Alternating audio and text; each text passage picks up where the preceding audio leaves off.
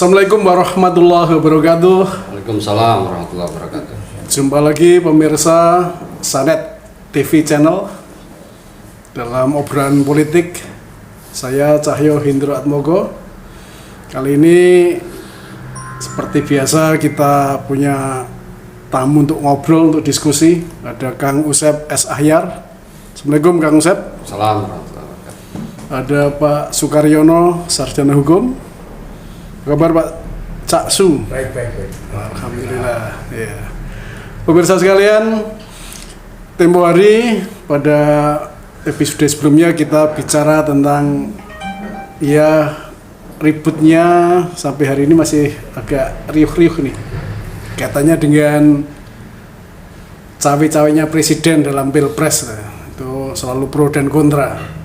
Ya, kali ini kita akan tarik kira-kira netralitas pada turunan dari birokrasinya yang di bawah pemerintahan itu berarti ASN ya. Netralitas ASN seperti apa sih kira-kira? Jadi kalau dari data 2020 sampai 2021 aja ada yang dilaporkan itu ada 2034 laporan ke Komisi ASN terkait dengan netralitas. Ini pada konteks pilkada mungkin itu. Nah, ini di 2024 ini kan ada 3 hajat ya, Pileg, Pilpres, dan Pilkada. Ya, kira-kira seperti apa sih potret netralitas dari ASN ini? Dan kira-kira kalau dari aspek hukum tuh dibolehkan nggak sih? Kalau di aturan ASN itu kan tahun 2014, Undang-Undang Nomor 5 2014 kan ya PNS harus atau ASN harus netral. Ya, nah, ini mungkin kita akan bicara atau bincang-bincang tentang netralitas itu dan nanti dampaknya pada kualitas pemilu seperti apa sih? Coba mungkin kita mulai dari Cak Su untuk memberi pantikan kira-kira seperti apa Cak Su nih netralitasnya tuh. ASN itu kan satu sisi juga manusia yang punya hak politik. Nah, cuma ketika tidak boleh mengekspresikan dia harus seperti apa nih dan konteksnya bagaimana dari aspek legal, hukum.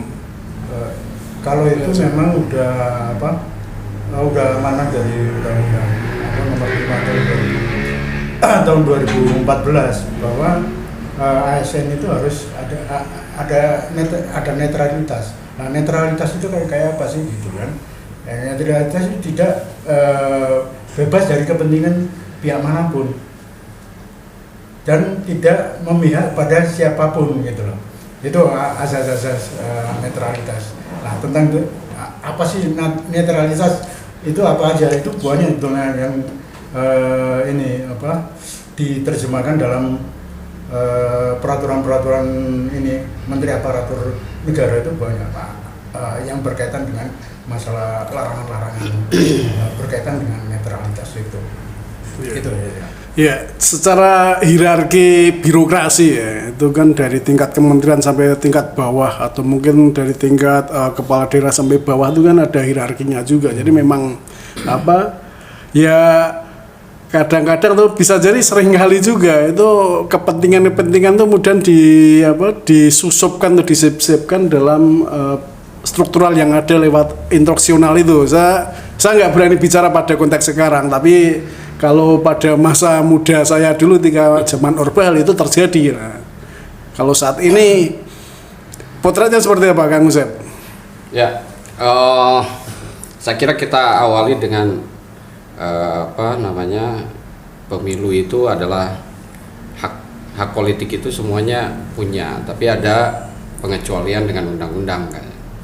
Jadi pemilu itu hak politik itu dijamin oleh undang-undang dasar gitu. Jadi setiap warga negara itu mempunyai hak yang sama dalam pemerintahan, hak memilih dan dipilih, lalu kemudian juga hak dalam pemerintahan gitu. Ya. Tapi kemudian ada pengecualian karena diinikan oleh undang-undang karena itu untuk menjaga keadilan pemilu. Antara lain kan TNI, Polri itu bahkan hak politiknya aja tidak diberikan karena itu kesepakatan juga dari mereka TNI Polri karena mereka punya struktur yang rigid, dan hari ini melihat juga demokrasi kita itu juga belum sedewasa demokrasi-demokrasi di Barat misalnya. Nah, lalu kemudian juga ada ASN.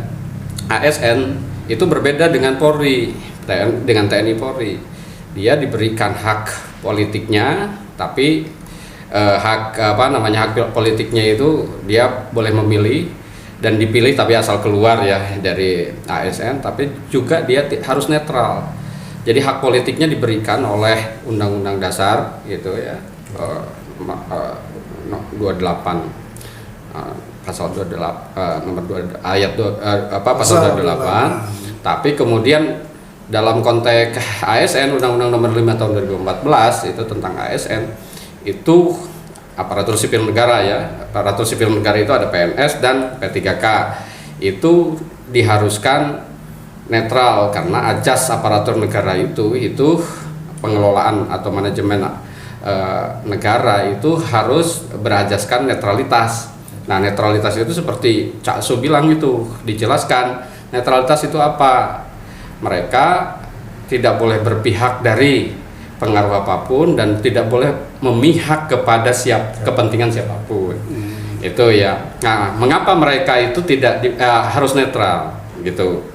Karena mereka itu punya kekuasaan dan wewenang gitu. Jadi kekuasaan dan status dan prestis, kekuasaan dan wewenang, apalagi misalnya di pedesaan yang nama PNS itu atau ASN itu jadi tokoh juga selain jadi panutan. Lalu kemudian di kementerian-kementerian lain itu juga punya kayak program yang mengikat masyarakat. Misalnya di Kementerian Sosial itu kan juga mereka itu punya program-program yang mengikat masyarakat kayak BLT, bansos dan lain sebagainya, yang bisa jadi itu dijadikan alat politik. Dan zaman Orde Baru itu sudah jelas gitu.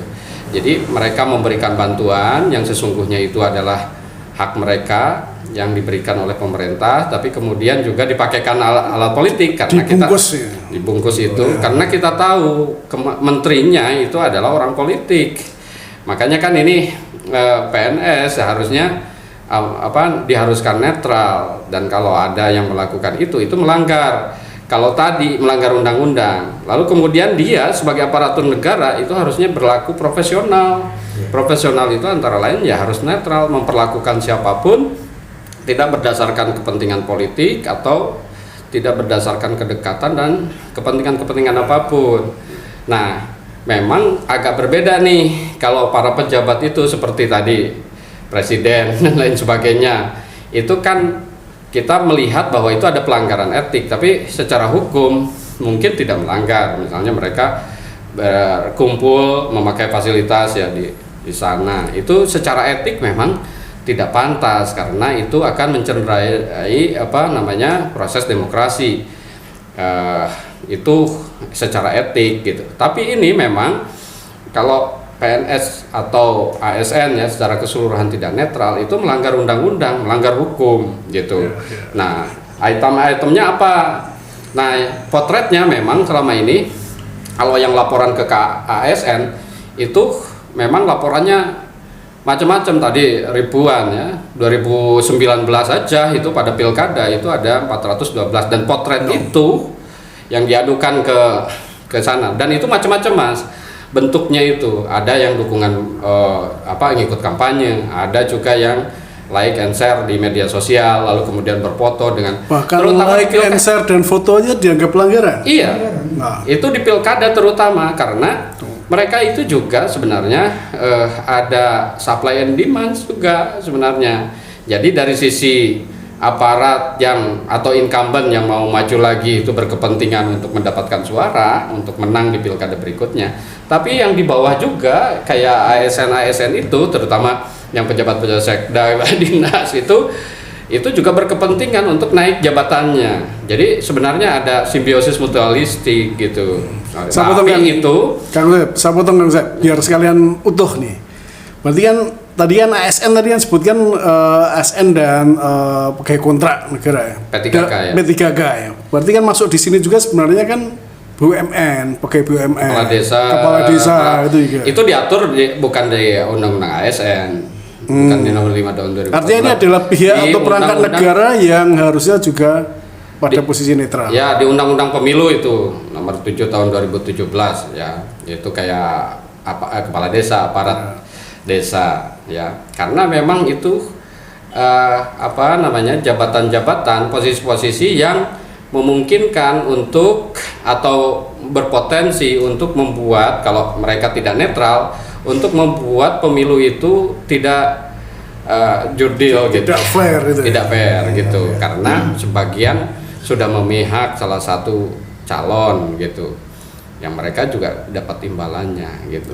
Nah, itu yang kemudian secara etik ya, lalu kemudian oleh undang-undang dilarang. Karena memang posisi ASN itu strategis, mereka kan harus berlaku profesional ya dalam hal menjalankan birokrasinya, dalam hal menjalankan pelayanan publik. Pelayanan publik itu tidak boleh pilih-pilih. Ini mendukung calon dia atau tidak. Lalu kemudian kalau mereka tidak netral juga, kalau pengangkatan berdasarkan dukungan politik dan lain sebagainya, itu akhirnya itu berdampak pada pengelolaan negara itu tidak berdasarkan sistem merit atau merit system. Merit system itu kan pengangkatan pejabat, pengelolaan negara itu didasarkan pada kompetensi, kualifikasi dan prestasi dari ASN itu. Itu merugikan mereka sebenarnya kalau ada yang bermain-main dengan politik, mereka tidak netral dan seterusnya. Makanya kan potretnya banyak di daerah-daerah itu yang mungkin itu tidak terlaporkan, terpotret oleh laporan di KASN itu Mas.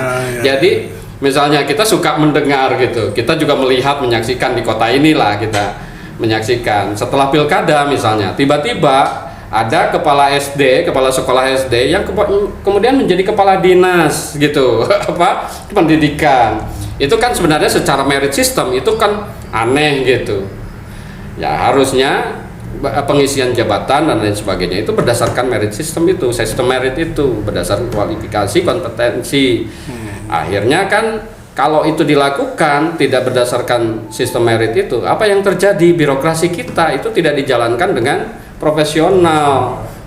Ya siapa saja, tidak ada perubahan di situ gitu. Karena yang diangkat itu siapa yang mendukungnya. Nah, ini persoalannya seringkali ya, ketidaknetralan itu selain memang ada permintaan ya dan supply dan demand itu memang satu sisi kepala daerah itu juga menginginkan itu, satu sisi juga anak buahnya berharap agar dia bisa naik tingkatan dengan cepat. Tapi selain itu juga secara investasi ya, tapi itu juga Mas, secara sistem itu juga perlu diperbaiki. Misalnya sekarang pembina PNS itu di daerah itu adalah kepala daerah Mas. Gitu. Nah, sementara mental di kita itu juga tidak bisa membedakan antara loyalitas kepimpinan dengan loyalitas ke negara. ASN itu harusnya loyalitasnya pada negara, bukan pada pimpinan. Berbeda, harus loyal juga pada pimpinan, tapi beda. Kalau ada hal-hal yang dilarang oleh undang-undang, harusnya tidak loyal. Kalaupun pimpinan memerintahkan itu. Nah, di kita kan enggak. Kan masih sifatnya hubungannya masih paternalistik antara atasan dan bawahan. Nah, di sistemnya sekarang kepala pembina ASN itu dipegang oleh kepala daerah. Nah, bayangkan kalau kepala daerahnya itu incumbent yang mau maju. Ya, dia kan masih menjadi pembina kepala daerah yang tentu punya hubungan kepada kepala dinas, lalu kemudian kepada sekda atau kelompok-kelompok berpengaruh gitu. Lalu kemudian secara berantai dia mengirimkan yang lain, dan itu potret-potret di daerah itu banyak sekali. Misalnya kalau hampir mungkin banyak ya yang melakukan kayak gitu. Mereka misalnya sekda ini ya karena mendukung incumbent-nya, lalu kemudian dipaksa atau mungkin secara sukarela karena berharap nanti diangkat lagi menjadi sekda kalau menang, maka misalnya pembiayaan untuk kampanye mereka tanggung. Jadi modusnya itu macam-macam. Tapi yang banyak yang dilaporkan, dan itu jejak digitalnya mudah kali ya untuk ditemukan itu memang di media sosial, kampanye di sosial, ada foto dengan calon ya, cawe-cawe soal politik itu pasang baliho. Jadi gini, yang dikhawatirkan kan dari netralitas ASN itu kan ketika mereka menggunakan jalur struktural dan instrumen lainnya yang dimiliki yang melekat di ASN itu untuk pengerahan massa pada suatu pihak kan itu. Barangkali kan itu yang dikhawatirkan ya. Saya juga ya mungkin termasuk gini, kalau boleh saya tanyakan konteksnya yang kemarin kita lihat setiap saya buka ATM itu ada gambar gitu. Itu masuk netralitas enggak ini? Ini kan BUMN juga, Himbara kan itu juga kan. Harusnya kan ada teguran juga nih. Apakah ini masuknya hanya etik saja, Cak Su, ataukah kalau ini masuk di perundangan, ini masuk pidana atau hanya perdata saja? Ini mungkin harus clear juga nih. Saya kira kalau BUMN yang ada gambar kalau kita ke ATM itu jauh hari sebelum belum ditetapkan. Ditetapkan itu. Dan itulah nggak ada laporan berkaitan dengan itu gitu loh. Kalau itu sah-sah saja itu ya? Kalau itu sah-sah aja. Kalaupun memang karena ya dilaporkan aja. Sebetulnya kan udah ada kalau nggak salah ada 16 jenis pelanggaran itu loh yang berkaitan dengan pemilu itu. Tadi kan bukan ASN juga, Menteri itu kan bukan ASN. Betul, maksudnya kan ini kan konteksnya pada tadi yang saya katakan bahwa ASN, kemudian termasuk BUMN yang yang dimintakan netral kaitannya dengan perangkat atau instrumennya yang melekat ke mereka. Dan termasuk tool juga kan tadi ATM itu kan. Menggunakan fasilitas. Saya juga bayangkan kalau setiap mobil dinas ditempeli dengan fotonya kepala daerah semua kan sebenarnya, atau mungkin ya hal-hal seperti itulah. Mungkin konteksnya dalam hal kepentingan pengarahan pada kondisi tertentu. Iya, tujuannya mungkin itulah. Mereka kan bisa membungkus. Ya kita kan tidak tahu itu dalam konteks kampanye atau tidak kan. Itu kan mungkin sebagai sebagai kepala daerah. Konteks kampanye. Itu kan sebagai kepala daerah atau sebagai menteri yang mungkin untuk pembinaan mental atau untuk kepentingan mensukseskan programnya gitu kan, misalnya himbauan atau apa. Tapi memang ya secara etik kadang-kadang masyarakat juga tidak tahu gunanya itu untuk apa gitu. Kepala daerah kok tiba-tiba kalau mendekati pilkada atau pemilu itu udah pasang macam-macam gitu. Padahal itu harus hati-hati tuh. Sebenarnya itu pejabat-pejabat yang selalu nampang aja tapi kerjanya tidak ada.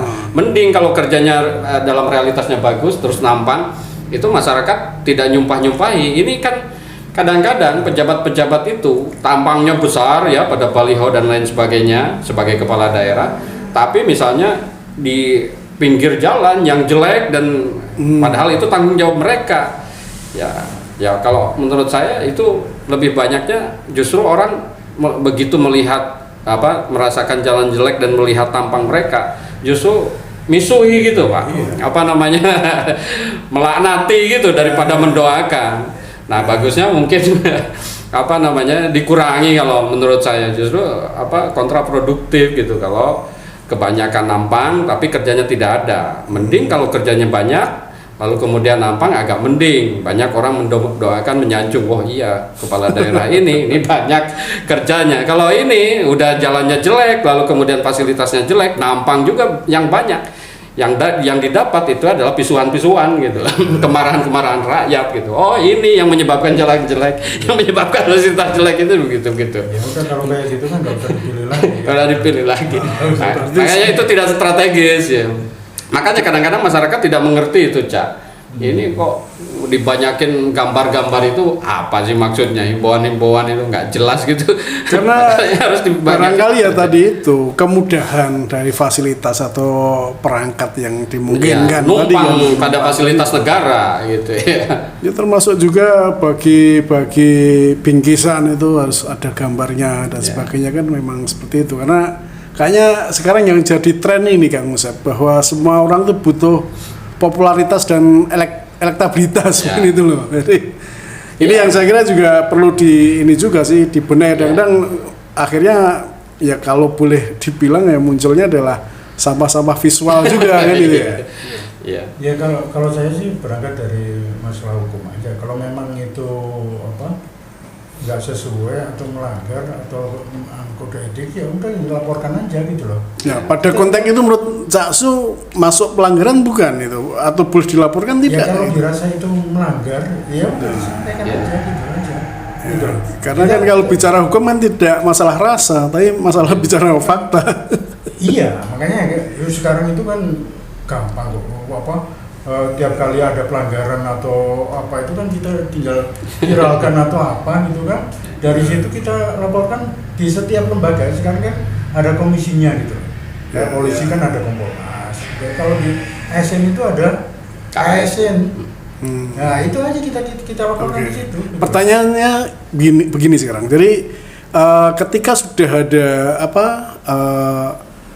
perangkat-perangkat pelaporan itu, apakah kemudian jaminan netralitas PNS itu atau ASN itu udah clear bahwa itu bisa menjadi jaminan udah? Ya. Termasuk juga kan beberapa waktu lalu juga udah ada tanda tangan ini SKB antara Menteri Dalam Negeri, Menpan, kemudian ada beberapa pihak lah terkait dengan termasuk BKN ya, termasuk BKN. Enggak menjamin, cuma memang kita harusnya ngontrol itu, ngontrol terhadap pelaksanaan dari pelaporan itu.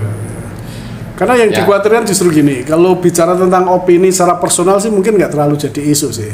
Yang kita khawatirkan kemudian ketika instruksional secara hierarki tadi. Ya. Ada kan beberapa ini kan, kalau boleh saya bilang kementerian kan, dari tingkat menteri sampai ke tingkat bawah kan ada yang sampai besar untuk ininya ya. Ya sebenarnya kalau soal jaminan atau tidak ya, misalnya satu undang-undang itu kan akan berjalan dengan baik, misalnya soal netralitas ASN itu akan terjamin ya, akan tidak ada yang tidak netral misalnya ASN itu ya, jika misalnya aturannya benar gitu. Misalnya dalam konteks sistem, misalnya kepala daerah jangan jadi